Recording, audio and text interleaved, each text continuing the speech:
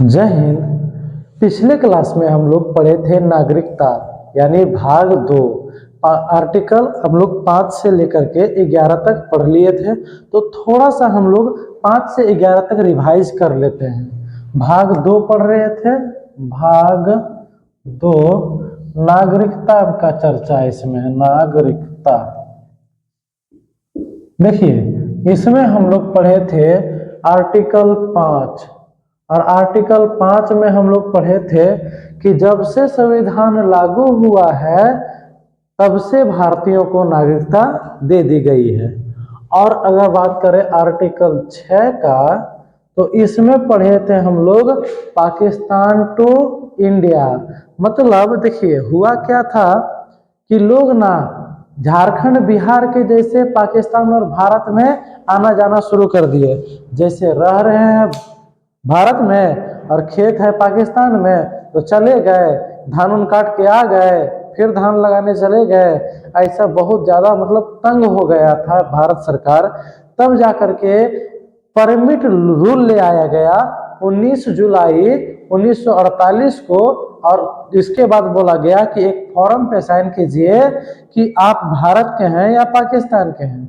जब आप भारत के हैं तो यहाँ का नागरिकता ले लीजिए, जब तक आपको वीजा नहीं दिया जाएगा आप पाकिस्तान नहीं दिए जा सकते हैं। तो ये परमिट रूल लागू कर दिया गया आर्टिकल 6 पे, जो हमारा नियम कहता है पाक टू इंडिया। पाक टू इंडिया।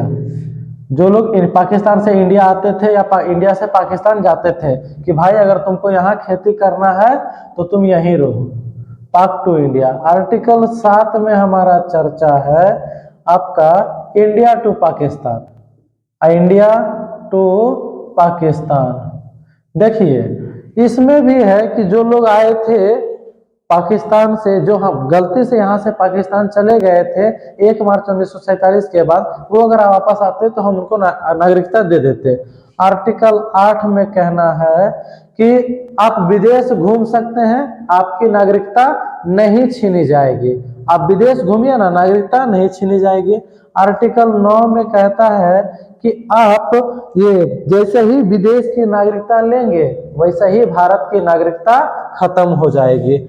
आर्टिकल 10 में चर्चा है कि आपकी नागरिकता कभी छीनी नहीं जाएगी, बशर्ते आप कोई देशद्रोही काम नहीं करें। देशद्रोही काम करेंगे तो आपकी नागरिकता छीनी जाएगी। अब नागरिकता छीनी जाएगी का क्या मतलब कि देश से भगा दिया जाएगा? नहीं, आप देश में रह सकते हैं, लेकिन आपका पैन कार्ड, वोटर कार्ड, सबसे बड़ा आधार कार्ड सब जब्त कर लिया जाएगा। और अगर आधार कार्ड ही रद्द कर दिया गया तो कोई अकाउंट यहाँ आपका नहीं, क्योंकि अकाउंट जब भी आप खुलाने गए होंगे आप आधार कार्ड दिए होंगे, ऐसे अकाउंट नहीं खुलता है। वोटर कार्ड जब्त मतलब आप अब वोट देने का अधिकार नहीं। आपको वोट देने का अधिकार नहीं का मतलब सरकार के खिलाफ आप आवाज नहीं उठा सकते हैं, और राशन पानी जो मिल रहा है वो भी मिलना बंद। और भी पैन कार्ड वगैरह का सुविधा, हर एक सुविधा से वंचित हो जाएंगे। सरकारी नौकरी वगैरह भी नहीं कर पाएंगे। नागरिकता का मतलब सबसे बड़ा अभी सरकारी नौकरी हो गया है, जिसमें इतना पेपर लीक और बड़े बाप का बेटा लोग जा रहा है। छोटे हम जैसे गरीबों का तो यहाँ पे कोई मतलब ही नहीं बच रहा है।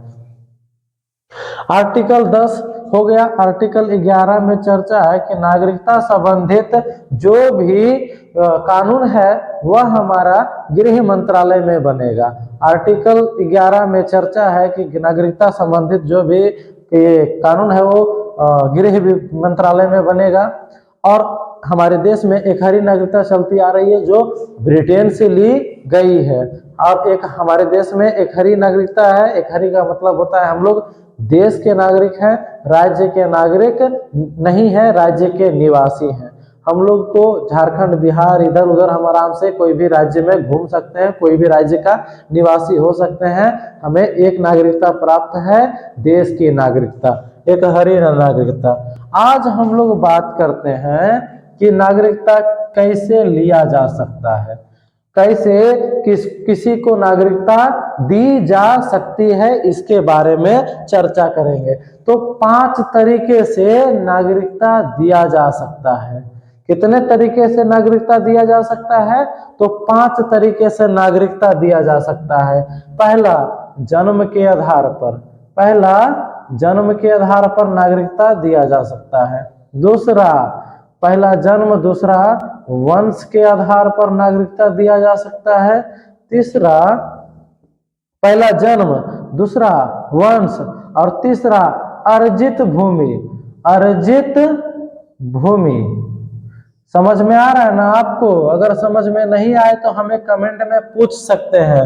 नागरिकता लेने का 5 नियम होता है।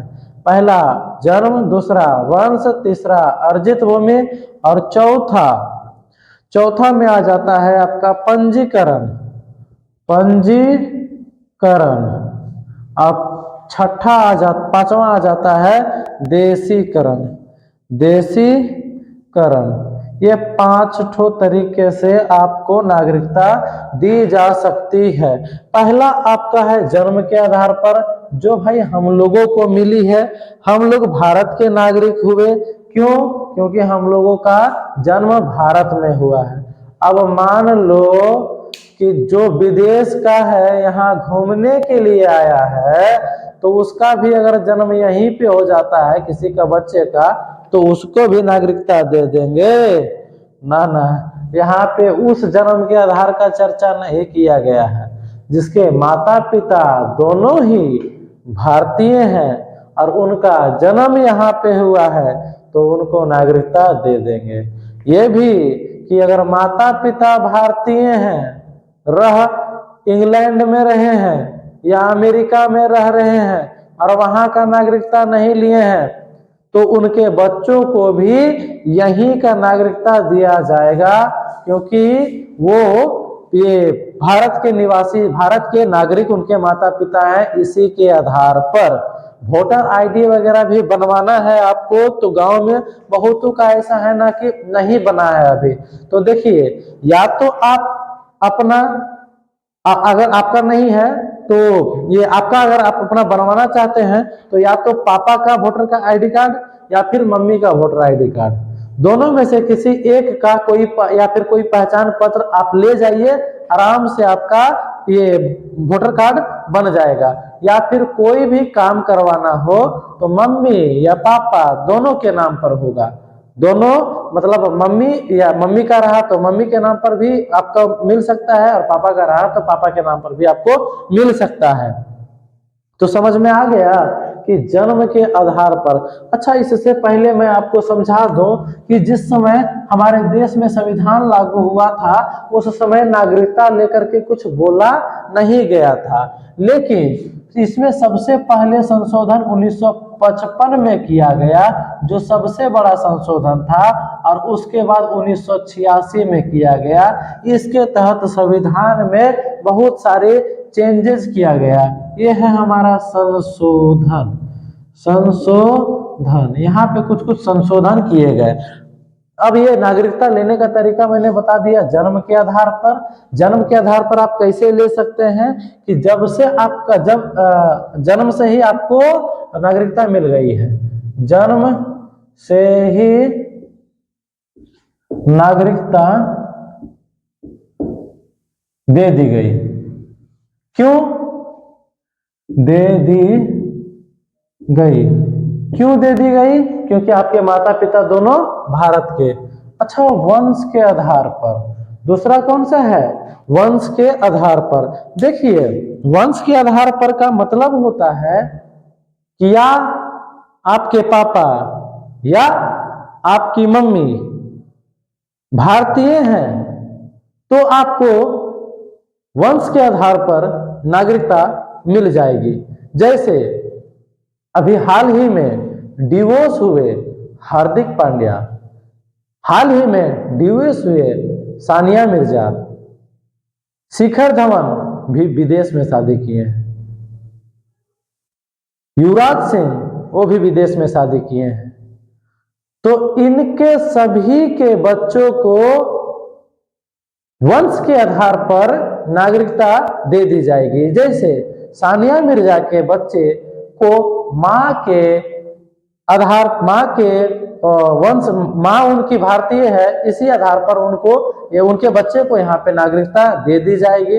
लेकिन अभी नहीं, जन्म होते ही नहीं, जैसे ही उनके बच्चे का 18 साल होगा, उसके बाद हार्दिक पांड्या का बेटा अगर चाहे कि हमको भारत का नागरिकता लेना होगा 18 साल के बाद, तो वो भारत का नागरिकता ले सकता है, क्योंकि वो उनके पिता भारतीय हैं और वंश के आधार पर ये नागरिकता ले सकते हैं। तीसरा आ जाता है हमारा अर्जित भूमि। तीसरा आ जाता है हमारा अर्जित भूमि। देखिए, अर्जित भूमि जो है, आपको सिक्किम पता होगा, हम आपको बताए थे सिक्किम हमारे देश का 22वां राज्य बना था और 35वां संशोधन से वह सह राज्य बना और 36वां संशोधन से वह राज्य बना। और जितने भी लोग सिक्किम को में का थे, उनको हम ये अर्जित भूमि के आधार पर नागरिकता दे दिए। मान लीजिए कल हम लोग पाकिस्तान को अपने में मिला लेंगे, मान कर लीजिए 100% मिलाएंगे, तो अखंड भारत का सपना जो है उसको जरूर पूरा करेंगे। तो ये जो पाकिस्तान जब हम अपने में मिला लेंगे, तो पाकिस्तान के लोगों को भी नागरिकता दे देंगे। लेकिन पाकिस्तान के लोगों को नागरिकता देना भी थोड़ा सा अटर पटर हो जाएगा। अरे वो लोग अपने आप को क्या समझता है, भगवान ने अपने आप को ये फरिश्ता भगवान समझना शुरू कर देता है। अभी देखिए ना, चांद पर जाने वाला है, तो देखिए अभी खुद ब खुद बोल रहा है कि हम मंगल ग्रह पर आ गए हैं। अब उन लोग का सबसे पहले माइंड वॉश करना पड़ेगा। और ऐसे देखिए, ये रियल है कि जब आप आगे बढ़ेंगे ना, तो बहुत सारे लोग आपके पीछे पड़ेंगे, बहुत पड़ेंगे। लेकिन आप अपने देखिए, आप अपना सिर्फ देखिए और आगे बढ़िए, क्योंकि पंख और जिनके अंदर हौसला होता है वही उड़ान भरते हैं, जिनके अंदर हौसला नहीं है वो उड़ान नहीं भरते हैं। समझ में आया? तो ये बहुत सारे लोग हैं ना जीवन में ऐसे कि आपका पीछा, मतलब आप जब जब आगे बढ़ने की कोशिश करेंगे तब तब आपके पीछे आएंगे, आपके पीछे लगेंगे और आपको दोबारा नीचे गिराने की कोशिश करेंगे। तो ऐसे लोगों से सावधान रहिए। सबके लाइफ में होते हैं ऐसे लोग, तो ऐसे लोगों से सावधान रहिए और अपना काम कीजिए और आगे बढ़ते रहिए। हम बता रहे हैं कि आपको अर्जित भूमि के आधार पे भी नागरिकता दे दी जाएगी, जैसे सिक्किम को मिला था, जैसे सिक्किम को मिला था। देखिए, सिक्किम जब भारत में मिल गया, तो यहाँ पे हम इस सिक्किम को ही मतलब सिक्किम को हम पूरा का पूरा नागरिकता दे दिए। सिक्किम के जितने लोग थे वो हम लोग उनको पूरा का पूरा नागरिकता दे दिए। किस आधार पर? अर्जित भूमि के आधार पर। और एक आता है पंजीकरण और एक होता है देशीकरण। पंजीकरण में पहले 6 महीना आपको देश में रहना होता था, ठीक है, MONTH, हाँ, 6 मंथ आपको देश में रहना पड़ता था। उसके बाद नागरिकता मिलता था। जो विदेश के लोग थे वो 6 महीना भारत में रह करके भारत की नागरिकता लिपा सकते थे पंजीकरण के हिसाब से। लेकिन अब उसको बढ़ा करके 7 साल कर दिया कि जब आप 7 साल रहिए, 7 साल के बाद हम आपको नागरिकता देंगे। और ये था देशीकरण।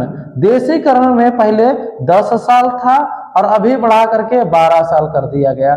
दोनों ही आपका लिखित का कोरा कागज के ऊपर होता है। पहले इसमें 6 मंथ था, अभी इसमें 7 साल कर दिया गया।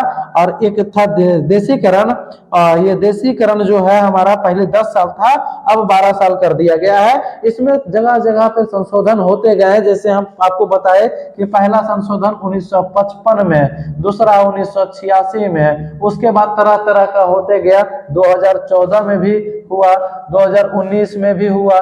CAA और NRC जो लागू करने की बात चली, ये सारे के सारे नागरिकता संबंधित कानून में ही संशोधन होते गया है। तो आप समझ जाइए कि देखिए अब भारत का नागरिकता लेना बहुत ज्यादा टफ हो गया है। 140 करोड़ हम लोग ही देशवासी हो गए हैं, किसको कितना नागरिकता दें। और सरकार को भी इसके ऊपर वो कुछ जो कदम है वो ठीक है, इतना कठोर तो कानून होना चाहिए। अमेरिका हमको वीजा नहीं दे रहा है, हम यहाँ पे सबको नागरिकता कम समय में दे दें, ऐसा नहीं चलेगा। हमारे झारखंड में एक कहावत है कि नाय चलतो, तो यही है कि नाय चलतो। इसीलिए ये सारा का सारा आगे बढ़ाते चला जा रहा है। 10 साल 12 साल, 10 साल से 12 साल और 6 मंथ से 7 साल। कैसा लगता है वीडियो जरूर कमेंट में बताइएगा। नागरिकता आपको कैसे दी जा सकती है, एक बार रिवाइज कर लेते हैं। 5 तरीकों से दी जा सकती है। जन्म के आधार पर, वंश के आधार पर, अर्जित भूमि के आधार पर, पंजीकरण के आधार पर और देशीकरण के आधार पर। समझ में आ गया आपको? नहीं समझ में आया है जरूर हम मुझे कमेंट में पूछिएगा, जरूर मैं आपको बताऊंगा। जय हिंद,